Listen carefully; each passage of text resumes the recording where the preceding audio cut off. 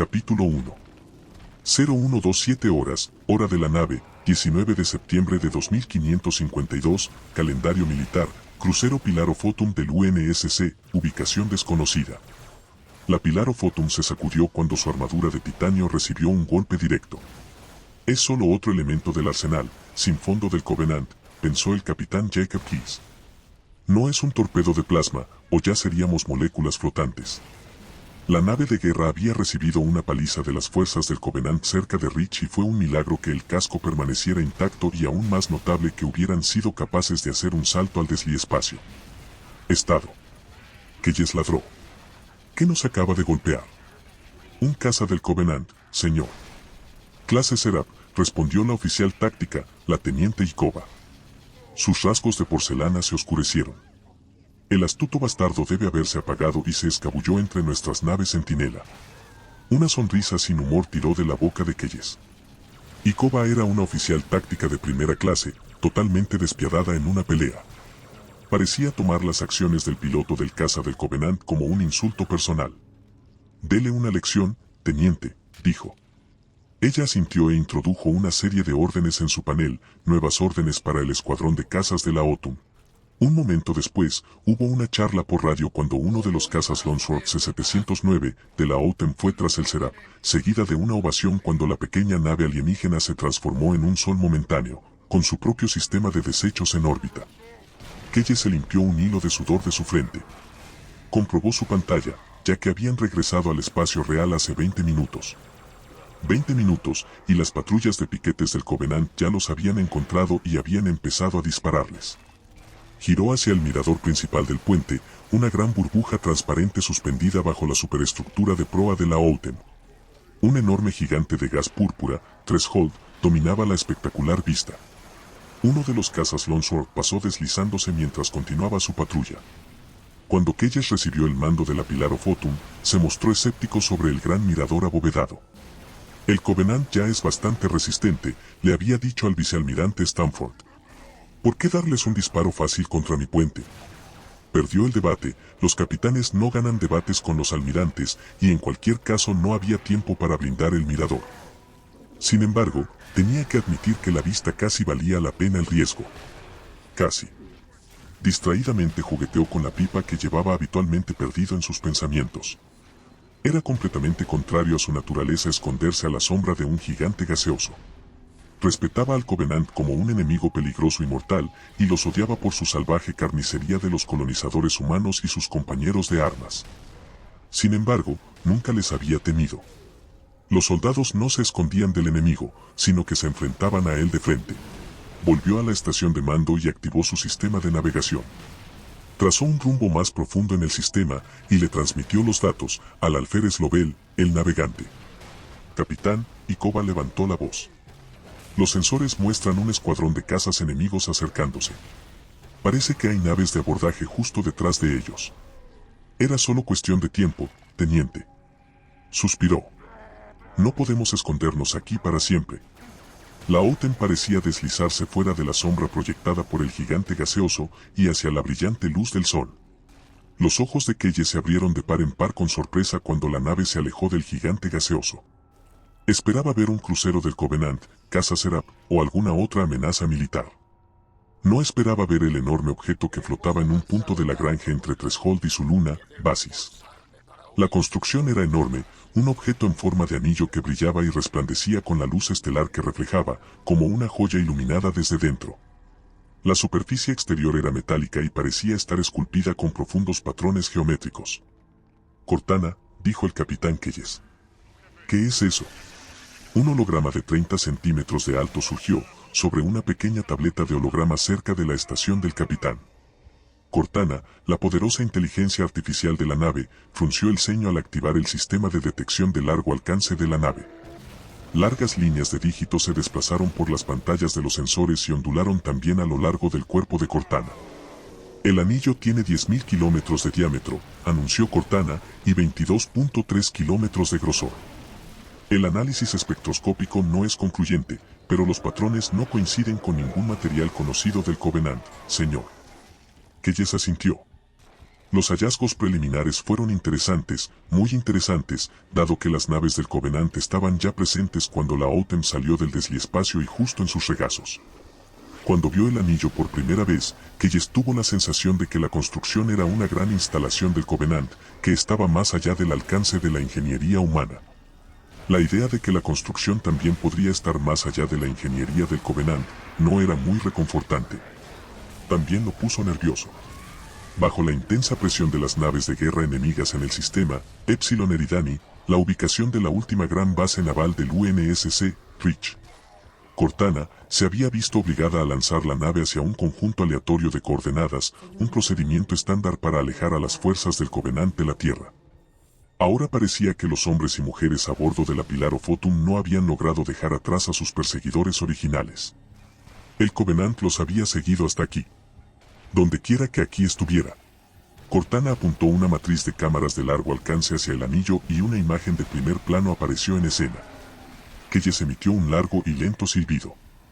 La superficie interna de la construcción era un mosaico de verdes, azules y marrones, desiertos, selvas, glaciares y océanos inexplorados. Franjas de nubes blancas proyectaban sombras profundas en el terreno de abajo. El anillo rotó y reveló una nueva característica, un tremendo huracán que se formaba sobre una gran masa de agua. Las ecuaciones volvieron a desplazarse por el cuerpo semitransparente de la IA mientras continuaba evaluando los datos entrantes. Capitán, dijo Cortana, el objeto es claramente artificial. Hay un campo gravitatorio que controla el giro del anillo y mantiene la atmósfera dentro. No puedo decirlo con 100% de certeza, pero parece que el anillo tiene una atmósfera de oxígeno y nitrógeno y una gravedad normal en la Tierra. Keyes levantó una ceja. Si es artificial, ¿quién diablos lo construyó y qué es, en nombre de Dios? Cortana procesó la pregunta durante un total de 3 segundos. No lo sé, señor.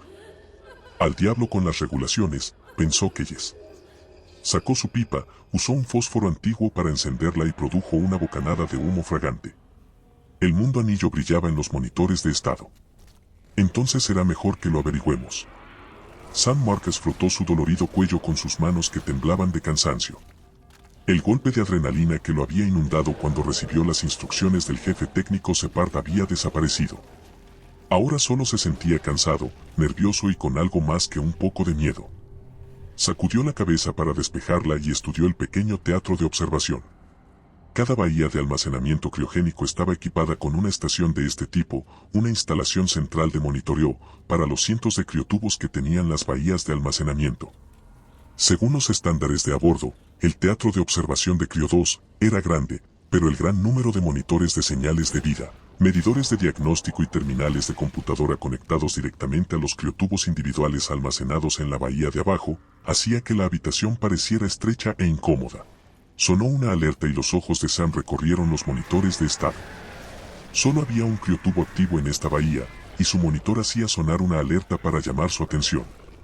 Comprobó el panel de instrumentos principal, y luego pulsó el intercomunicador. Está volviendo en sí, señor, dijo. Se dio la vuelta y miró por la ventana de la bahía de observación.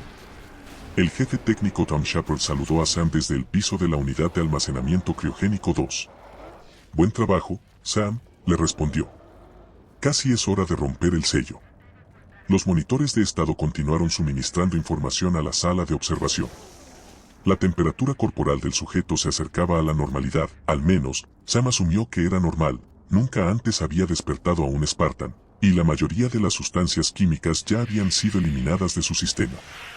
Está en un ciclo REM ahora, jefe, dijo Sam, y su actividad de ondas cerebrales muestra que está soñando, lo que significa que está casi descongelado. No debería tardar mucho. Bien, respondió Shepard. Vigila esas lecturas neurológicas. Lo metimos dentro usando su armadura de combate. Puede que haya algunos efectos de retroalimentación de los que hay que estar atento. Entendido. Una luz roja se iluminó en la terminal de seguridad y una nueva serie de códigos parpadeó en la pantalla. En espera programa para despertar. Bloqueo de seguridad, prioridad alfa, activado. Cortana.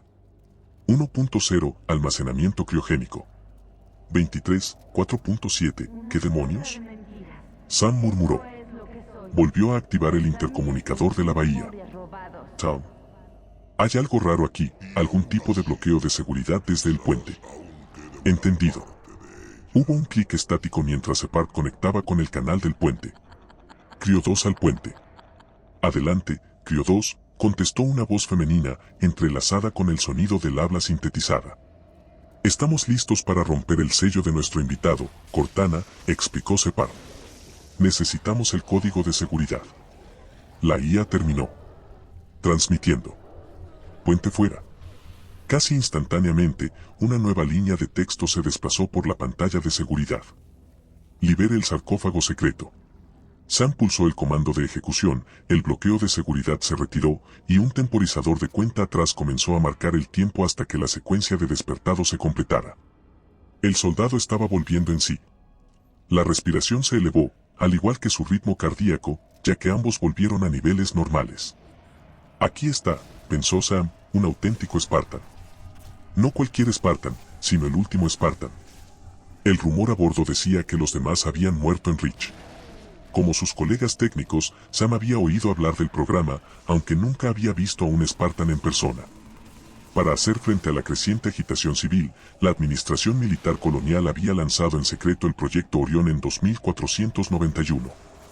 El propósito del programa era desarrollar supersoldados que recibirían un entrenamiento especial y un aumento físico.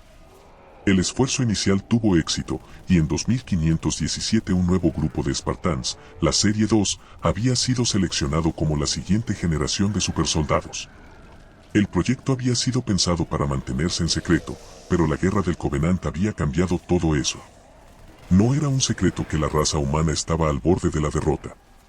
Las naves del Covenant y la tecnología espacial eran demasiado avanzadas. Mientras que las fuerzas humanas podían sostenerse por sí mismas en un combate en tierra, el Covenant simplemente retrocedería al espacio y vitrificaría el planeta desde su órbita. A medida que la situación se volvía más sombría, el almirantazgo se enfrentaba a la fea perspectiva de luchar en dos frentes, uno contra el Covenant en el espacio, y otro contra la sociedad humana que se estaba derrumbando en tierra. El público en general y las bases militares necesitaban un estímulo moral, por lo que se reveló la existencia del proyecto Spartan 2. Ahora había héroes exitosos detrás de quienes reunirse, hombres y mujeres que habían llevado la lucha hasta el enemigo y habían ganado varias batallas decisivas. Incluso el Covenant parecía temerle a los Spartans. Excepto que ahora todos menos uno se habían sacrificado para proteger a la raza humana del Covenant y de la posibilidad real de extinción. Sam miró al soldado que tenía enfrente con algo parecido a la admiración. Aquí, a punto de levantarse como de una tumba, estaba un verdadero héroe. Era un momento para recordar, y si tenía la suerte de sobrevivir, para contarles a sus hijos. Sin embargo, eso no le hizo tener menos miedo. Si las historias eran verdaderas, el hombre que recuperaba gradualmente la conciencia en la bahía de abajo era casi tan alienígena y ciertamente tan peligroso como el Covenant. Estaba flotando en la tierra del nunca jamás en algún lugar entre la criogenia y la plena conciencia cuando el sueño comenzó. Era un sueño familiar, un sueño placentero, y uno que no tenía nada que ver con la guerra. Estaba en Eridanus II, la colonia en la que había nacido, que había sido destruida hace tiempo por el Covenant. Escuchó risas por todas partes. Una voz femenina lo llamó por su nombre, John. Un momento después, unos brazos lo sostuvieron y reconoció el olor familiar del jabón. La mujer le dijo algo agradable y quiso decirle algo agradable en respuesta, pero las palabras no llegaron. Trató de verla, intentó penetrar en la neblina que oscurecía su rostro y fue recompensado con la imagen de una mujer con ojos grandes, nariz recta y labios carnosos. La imagen vacilaba, indistinta, como un reflejo en un estanque. En un abrir y cerrar de ojos, la mujer que lo sostenía se transformó. Ahora tenía cabello oscuro, ojos azules penetrantes y piel pálida. Sabía su nombre, Doctora Halsey. La doctora Catherine Halsey lo había seleccionado para el proyecto Spartan 2. Aunque la mayoría creía que los Spartans habían sido escogidos entre los mejores militares del UNSC, solo un puñado de personas conocía la verdad. El programa de Halsey incluía el secuestro de niños seleccionados especialmente. Los niños fueron clonados rápidamente, lo que hizo que los duplicados fueran propensos a desórdenes neurológicos y los clones regresaron disfrazados a los padres, quienes nunca sospecharon que sus hijos e hijas fueran duplicados. En muchos sentidos, la doctora Halsey era la única madre que había conocido. Pero la doctora Halsey no era su madre, ni tampoco la pálida imagen semitranslúcida de Cortana que parecía reemplazarla. El sueño cambió. Una forma oscura y nebulosa se cernía detrás de la figura de la madre, Halsey, Cortana. No sabía lo que era, pero era una amenaza, de eso estaba seguro. Sus instintos de combate se activaron y la adrenalina corrió a través de él. Rápidamente inspeccionó el área, una especie de patio de recreo, con altos postes de madera, distantemente familiar, y decidió la mejor ruta para flanquear la nueva amenaza. Divisó un rifle de asalto, un poderoso MA-5B, en las cercanías. Si se situaba entre la mujer y la amenaza, su armadura podía soportar el peso de un ataque y podía devolver el fuego. Se movió rápidamente, y la forma oscura huyó hacia él, un feroz y aterrador grito de guerra. La bestia era imposiblemente rápida. Lo alcanzó en segundos. Agarró el rifle de asalto y se volvió para abrir fuego, y descubrió para su horror que no podía levantar el arma. Sus brazos eran pequeños y poco desarrollados. Su armadura había desaparecido, y su cuerpo era el de un niño de 6 años. Estaba impotente ante la amenaza. Rugió contra la bestia, con rabia y miedo, enojado no solo por la amenaza, sino por su repentina impotencia. El sueño empezó a desvanecerse y una luz apareció ante los ojos del Spartan. El vapor se ventiló, se arremolinó y empezó a disiparse. Llegó una voz, como si viniera de muy lejos. Era masculina y directa. Siento el rápido descongelamiento, jefe maestro, pero las cosas están un poco agitadas ahora mismo. La desorientación debería pasar rápidamente. Una segunda voz le dio la bienvenida y el Spartan tardó un momento en recordar dónde había estado antes de entrar en el criotubo.